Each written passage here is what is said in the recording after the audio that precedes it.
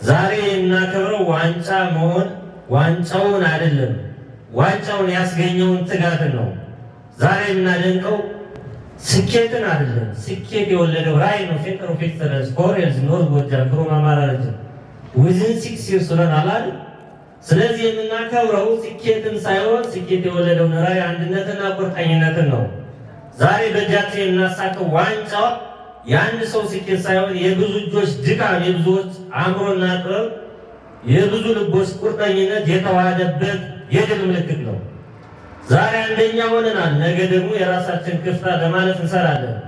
ምክንያቱም እውነተኛ ጀግኖች ሌሎችን ሳይሆን የትናንት ራሳቸውን ያሸነፉ ናቸው። ከፍታ የሚሳካው ችሎታ ብቻ አይደለም፣ በየቀኑ የማይታይ ትጋት ስለሆነ ነው። እውነተኛ መሪዎች ዋንጫ ያነሱ፣ ዋንጫ የሚያነሱ መሪዎችን ግን ይፈጥራሉ። ለምሳሌ ዱቤት ሆስፒታል፣ አዴት ሆስፒታል፣ ሰሜን ሜጫ ጤና ጽሕፈት ቤት ኃላፊ እና ሌሎችም የጤና ጣቢያ ኃላፊዎች ተፈጥረዋል። ወደ 35 የሚሆኑ ግንባር ቀደም መሪዎች ፈጥረናል። ይሄ በጣም ትልቅ ስኬት ነው። ዛሬ ያገኘነውን ክብር የአንድ ቀን ስጦታ ሳይሆን የብዙ ቀናት መስዋዕት ውጤት ነው። ዛሬ ያገኘነው ዋንጫ በእጃችን ነው። እውነተኛ ድል ግን በልባችን ውስጥ ነው። የጀመርነውን የጤና ልቀት አደጋ ሊያስቆመው አልቻለም። እንዲሁም አደጋውን ወደ ድል ተቀይረናል፣ ውጤቱን አምጥተንበታል። ለዚህ ማሳየው ቅድም ወንድሜ ሲያነሳው የነበረው ሪሶርስ ሞቢላይዜሽን በጣም ከባድ ነው። በ2018 427 ሚሊዮን 533,670 ሰብስበናል። እየተሰበሰበው ከአጋር አካላትና ከማህበረሰብ ስለሆነ በጣም ሞራል ውስጥ ደስ ይለኛል። ከዛሬ ድል በላይ የሚያስደስተን ነገ የምናመጣው የበለጠ ድል ነው። በላይ የሚመሩ ሰዎች መንገድን አይከተሉም፣ ነገር ግን ራሳቸው መንገድ ይፈጥራሉ። ሰሜን ጎጃም የተከተለው ይህንን ነው ማለት ነው። ለሁሉም አመራሮቻችንና ባለሙያዎች፣ አጋር አካላትና ሰራተኞች ከልብ ምስጋና እናቀርባለን። ይህ ዋንጫ የእናንተ ጥረታችሁ ያከብራል፣ ለነገው ግን ከፍ ያለ ራዕይ እንድንሰንቅ ያስታውሰናልና አስተባባሪ አመራሮቻችን እና እናንተ ባለሙያዎቻችን እንድታመሰግኑ ይፈልጋሉ።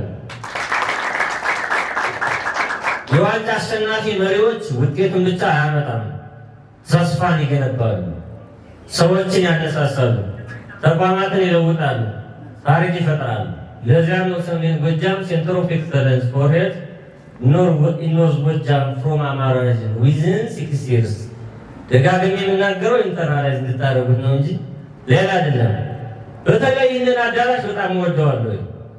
አምና ላይ ሐምሌ ላይ የቃል ኪዳን ሰነድ የተፈራረምንበት ስለሆነ አዳራሹን ደግመን ያከበርንበት ለዚያ እንደሆነ ታሳቢ ይደረግ።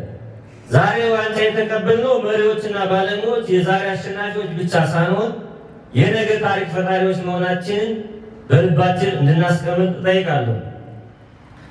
በድጋሚ እንኳን ደስ አላችሁ እያሉ ይህ ዋንጫ የመጨረሻ ስኬት ሳይሆን ወደ ከፍተኛ ልቀት የሚወስድን አዲስ የመጀመሪያው ምዕራፍ ነው።